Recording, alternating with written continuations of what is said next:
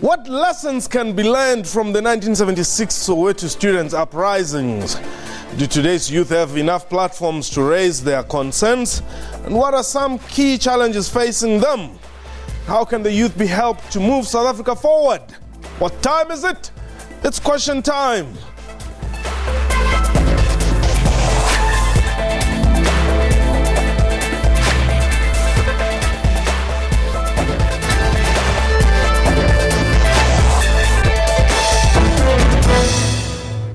Hello and welcome to the show. My name is Mpho Tsedu. 39 years ago, apartheid forces opened fire on hundreds of Soweto school children who were demonstrating against the use of Afrikaans as a medium of instruction.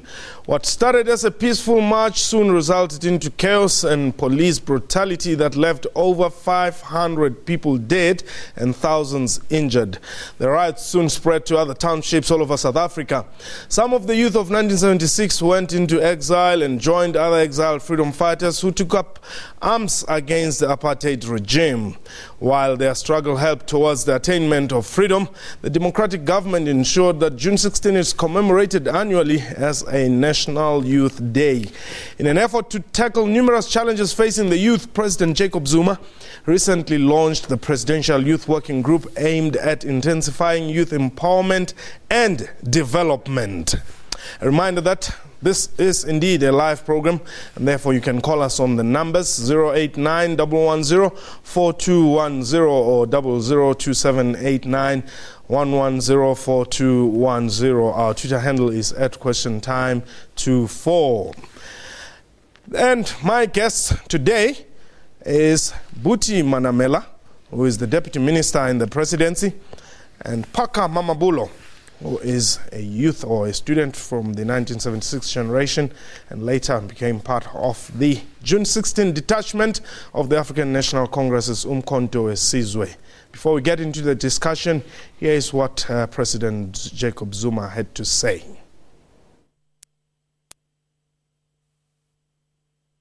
We thank all businesses that continue to employ young people and offer opportunities to them.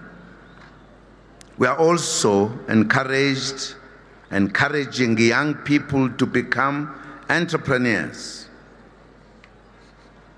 The Industrial Development Corporation, in partnership with the NYDA and the Small Enterprise Finance Agency, have ring-fenced 2.7 billion rand over the next 5 years for young people to take up opportunities in businesses. That was President Jacob Zuma. A reminder that indeed you can call us and air your views on the following numbers: 089-110-4210, 002789-110-4210. That's the number to dial.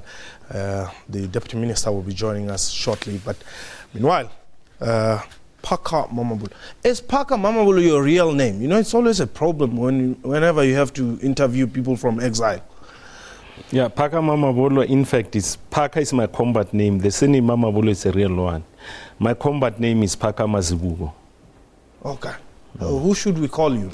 Anyway, Phaka Mamabulo is fine. Okay. I accept it. All right. Kulube, welcome to Question Time. June 16, 1976, you were a student at Orlando. But what I want us to look at is what happened after June 16. You later became part of what is known as the June 16 detachment of the African National Congress's Mpho Tsedu. Just talk to us about that. Yeah, it's true that around that time I was a student at Orlando High, and immediately, as you know, that immediately after we raise up against the system, particularly around the issues of education. And there came a time in our life that we decided to say, no, we can't push these guys anymore. We need to go back and arm ourselves. That's when I decided to leave the country around that time, immediately after June 16, to swell the ranks of the African National Congress military wing Mpho Tsedu. Yes. Now, upon arrival there, you leaving Soweto under a particular ideology, political ideology. June 16 was led and ignited by structures such as SASM and the SSRC, which subscribed to the philosophy of black consciousness at the time. You're going into exile to join the ANC, which subscribes to the non-racial. Yeah. Yes, it's true. By that time around, the political situation was such that the way the black power was all over the show, and the black conscious movement were highly active during that time. So that's the time that we left the country. But on our arrival in exile, then that's when we met some of our comrades that explain exactly the ideology, how does it work. Then we realized that for us to lead this struggle, we need to accept the fact that South Africa belongs to all who live in it, black and white. And there's no way that we can run away from that fact historically. Then it was a difficult one, because remember, coming from a black consciousness, coming from a system that says you must exclude a particular individual, a particular society from mainstream, then all of a sudden you have to accept that. But nonetheless, through the political education and the leadership that we got from the comrades from the Little Detachment, from Bukrisan and the late, then we started to realize that this is the correct ideology that is suitable for our struggle in South Africa. Okay. Now, what role do you think, as the June 16 detachment, you played in as far as the liberation of this country is concerned? And perhaps, what is the June 16 detachment? Yeah, the role that we played as a June 16 detachment, it was basically to mobilize, to give political direction to the youth of the country and the country at large. It was more of a political work. Remember, our struggle at that time, it was more based on armed propaganda, to make people aware that the Umkhonto weSizwe is there, is alive. To educate our people in terms of the agenda and the programs of the African National Congress. And to give, most importantly, to give political leadership in our people, and to instill discipline in the struggle. Remember, when we raised up against June 16, there was no that order, that organizational order amongst the youth. Everybody was pulling different directions. So we had to bring in order and discipline and commitment to our youth. And what would you say June 16 detachment is? A June 16 detachment, I would say, was a forebearer, was a torchbearer in the liberation struggle against the apartheid regime, particularly around the issues of armed struggle. And why should we respect you? Because the list is endless. To the comrades who were in the June 16 detachment, who paid sacrifices, who were the nucleus of the revolution, as the late comrade U.R. Tambo has said, that you are the nucleus of the revolution, you are the torchbearers, you are the people that's going to lead this revolution, to give direction. It was a difficult time. Remember, at the time we were faced with a real organized machinery, the apartheid regime system. So the role that they played by the June 16 detachment is quite important, because there you see a commitment, discipline, and leadership. Hold the thought there. The numbers to dial 089-110-4210. If you're outside the borders of South Africa, 002789-110-4210. We would like to hear from you. If you were around June 16, 1976, if you were outside the borders of South Africa, how did you get to know about it, and how did it affect you at the time? This is question time. Please don't go away.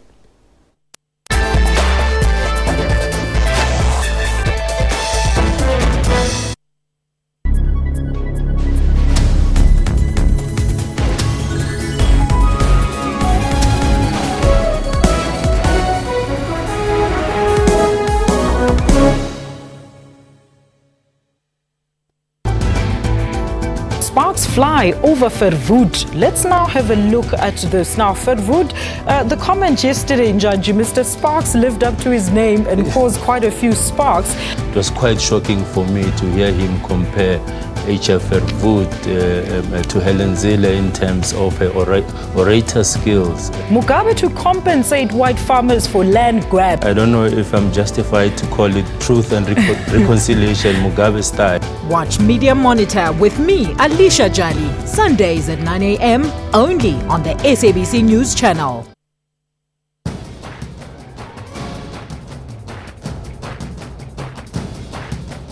The issue becomes on how you do what you want to do. in effecting change.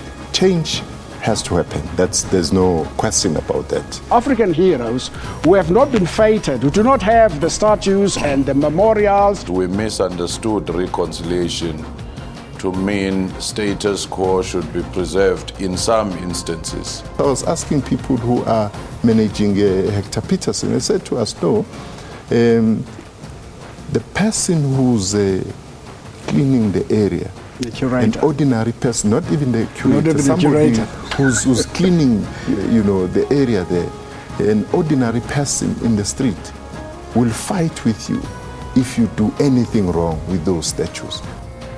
That's Rights and Recourse, Sundays 2 p.m. on SABC News.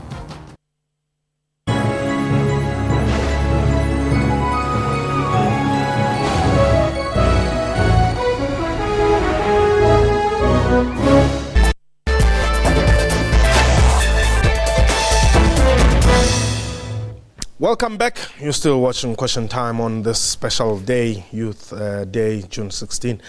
My guests, we're now joined by Buti Manamela, the Deputy Minister in the Presidency, and of course Paka Mamabulo is a veteran of the struggle.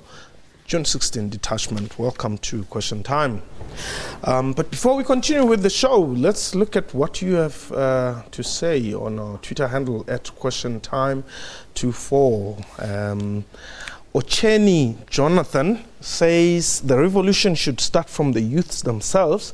If we don't want change, nobody can change us. And Pedoski Pete Mashika says reform the education system because the current system is as bad as Bantu education. Roger Mahagani, practical subjects must be compulsory at all academic institutions. A well-skilled youth can make a difference. Whereas Sholin says instead of huge parties, better to use that money to invest in youth project. I don't know which party this is in reference to. However, that's Sholin. Deputy Minister, welcome to Question Time. Are you happy with what government is doing to address the plight of young people in South Africa?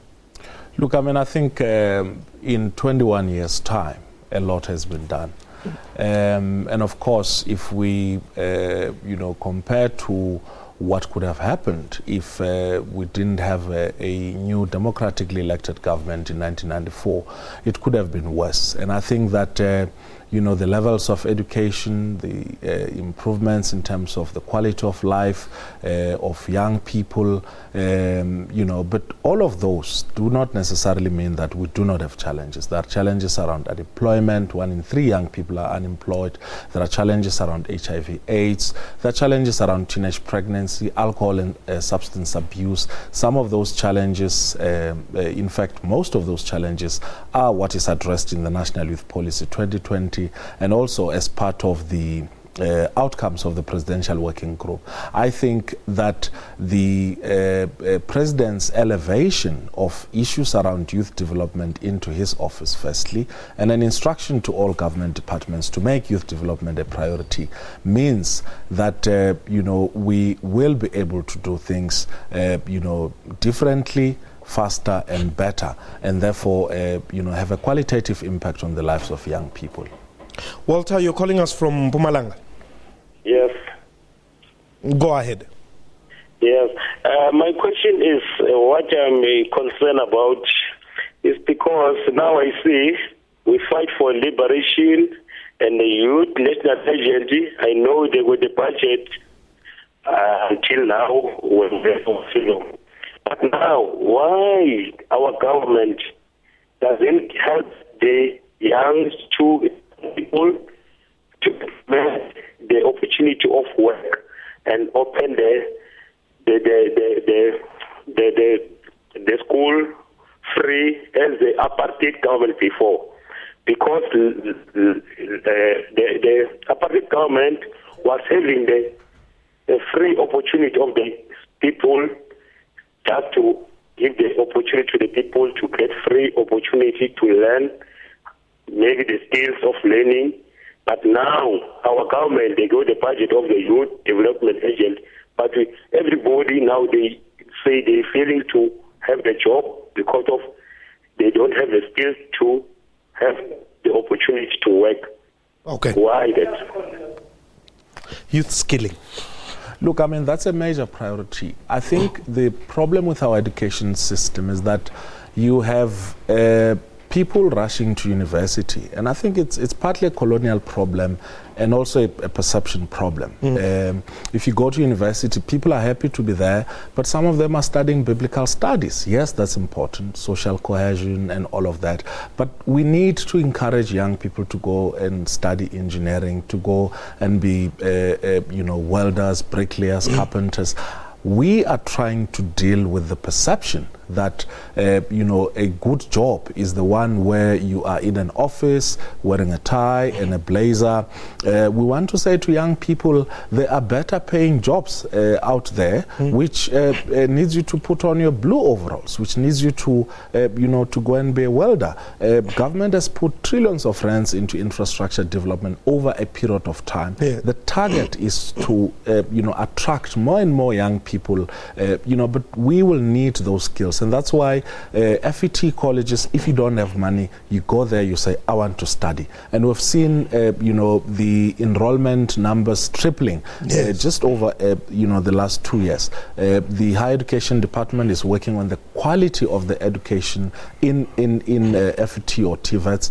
And I think that, with time, we are going to, be resolving it. There's no longer an excuse for any young person when they do not pass their grade 12 for them to say, I can't go anywhere. Go to an FET college or go to a second chance program by the NYDA or basic education, improve your results, study and be better qualified. But just a small point, we think that it is not only through creating jobs that we can be able to take out young people from poverty. We think that if we invest more and more money into entrepreneurship, into skilling young people to be entrepreneurs, we will be able to resolve the majority of the problems that young people are confronted with. Okay. Ramutla, you are calling us from around Gauteng. Yeah. There's something which it seems you guys are not doing right. Our brothers, when they were in the neighboring lands, they never gave the children the present they are giving our children. And then you guys do not arrest the drug lords. Why don't you arrest the drug lords? Because you've never disturbed the neighboring land with drugs. Why they brought drugs here and then they say we are xenophobic when we fight? Okay. Because the police don't arrest the drug lords. Okay. Why? Why are you not arresting drug lords, Manamel? Look, it's and that's why we always say it's not only government that can do these things. Since the president's launch of the Interministerial Committee on Migration, we have had a lot of, drugs confiscated, drug lords arrested, most of them being prosecuted as we speak. And it is because of the effort and concerted effort within, state institutions. But what we also want to encourage, because in many instances it's communities that hides, these drug lords. Today, a progressive impimp is the one who will call police and say to them, there's someone who's selling nyaupe on the corner, or there's someone who's selling dacha on the corner. But we are the ones who sometimes protect, those people. And of course, there are problems within the police system. We're not going to deny that. There are instances where one of my colleagues was telling me she was in Mabopane Soshanguve on Friday, and school children are saying, look, we won't stop this thing. If we call police come, they confiscate, the drug gets into the police station, and then it comes out in the back door, back into the street. So there are those problems. Okay. But we think that, we can all working together deal with drugs and substance abuse. Is this the South Africa that you went to exile for? Yeah, definitely. I will say that we have covered a lot of work when it comes to that. This is exactly what, I mean, the struggle still continues. Remember, what we went for in exile, it was more for political power and economic emancipation. So we have achieved that part of political power. I think what you are left with is economic emancipation in this country. That's when we are saying, telling the youth of today that let them take from where the youth of 76 left and carry on with the baton. You see, but for them to move forward, they need to be disciplined and organized. You see, if you remember going back to 76, when we realized that Amaponu, they've thrown in a lot of pubs, Amapar around them, we destroyed those things. I don't understand why, as the deputy minister is saying, it depends on the youth themselves. They should be the ones that are leading this charge against the drug laws. To close the pubs. To close the Nyaupe groups and all those things, and lead by example, because as long as they still allow those things to mushroom around the country, that's going to be a problem. But for them to see to it they move forward, they need to close down those things and work with the police on the ground and the intelligence units on the ground. Michael, you are in Limpopo. Hello, how are you? Go ahead. My name is Michael, as you just said. I have a problem. They're like we as the youth in Limpopo and the whole country. I still remember even the president mentioned about the bursaries being given to the youth. There's a number of bursaries, like the number of students who passed, like in 2014 and 2015 this year. Last 2014 and 2013. The program, it is said that it's a retention and recruitment strategy given by the government to all the students. But currently, I have a problem that retention and the recruitment and retention strategy is not being executed. Like recently, as I'm talking, there's a number of people, like the budget has been given like May, April, February, March. Now they're telling us that there's no budget in social development, if I may say. The social workers who are not given that opportunity to say that they have been employed, but it is said that it's a retention and recruitment strategy. As we are, as youth, I don't know whether the government knows that there's such a thing as a retention recruitment strategy, wherein we get employed and then all of a sudden we get dumped. I don't know where we're going about that, and I really want to an understanding and a clear understanding. Or maybe I should get, I don't know what to say, but because right now I'm sitting at home, but while else the government just said now, after we have trained you in university, we want you to be working for those communities. And now the communities are just waiting, and those people in the offices again, they are crying. They say, no, there's a lot of work, and now the government is not employing you.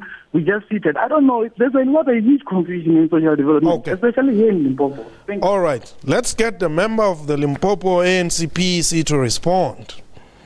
Look, I mean, social development is a national responsibility, and we'll have to look at what those issues are. From my understanding, it means that they were recruited and trained, but they were not employed after that. So we'll have to ask social development to attend to that.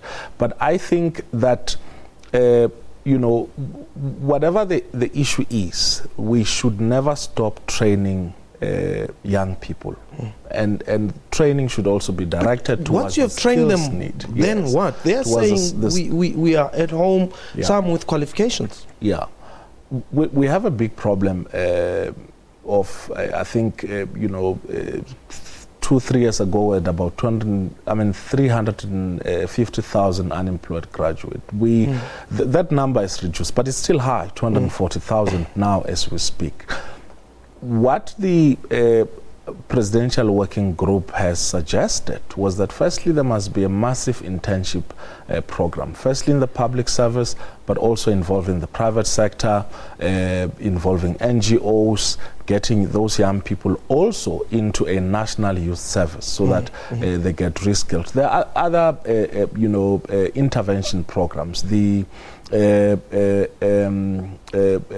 the program with basic education to retrain those graduates so that they join the teaching profession. So there's a whole range of interventions. I think the the point is that all of these efforts may not be enough, and I think that part of the big challenge is how do we scale up, which is what the presidential working group suggested, part of these interventions that I'm talking about. Okay.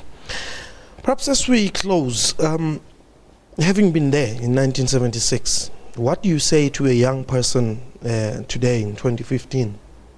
I want to say to the youth of today, let them emulate the youth of 1976, because no doubt the youth of 1976 was one of the disciplined youth ever. So let them emulate, let them look at them, how do they work and how do they organize themselves. Because for them, I can tell you, it's much difficult than before. They're facing very difficult hurdles to go about. But at least they've got the leadership that is coming from the youth of 76, that is there, that they can learn from, that they can emulate. Literature is there, let them read, let them understand exactly where the struggle is. Because it's for them, by themselves, for them to lead the struggle. Are you happy with the current generation of youth? Yes, I can say that they're on the right trend. Okay. Because remember, our struggle is a long and protracted one. Anything cannot just happen overnight. All right, thank you. Unfortunately, we've run out of time, but thank you for the time. That was Question Time for today. A big thank you to my guest.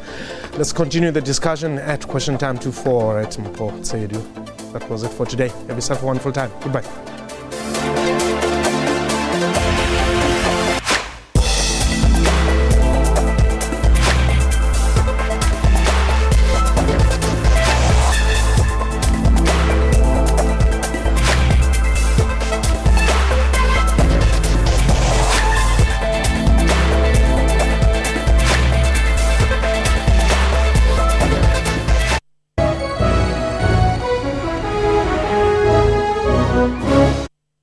Fallen heroes, struggle icons. Watch SABC News for a live broadcast of the June 16 commemoration event, where President Jacob Zuma will deliver a keynote address. Tuesday, 16 June, live from the Pretoria Showgrounds, celebrating the legacy of the 1976 youth, only on the SABC News channel.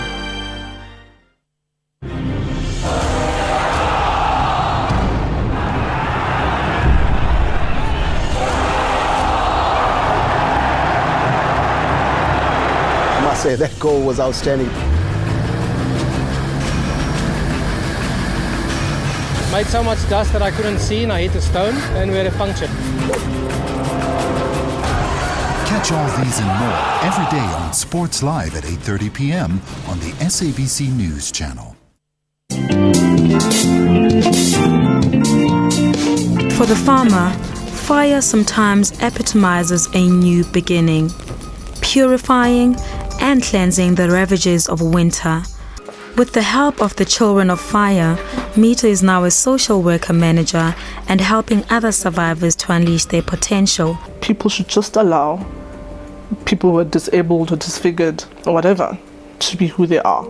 Now happy and a bit more confident, Ntabi Singh helps around at the Children of Fire with chores. People must come with a full heart to give, not to do the selfie, ah shame, here's me and a burn kit. Join me, Refill Wemwilwa, on Bopelong every Saturday at 17:30. One of the things that I want people to do when they come to the exhibit is to see what an incredible work the Migration Series is.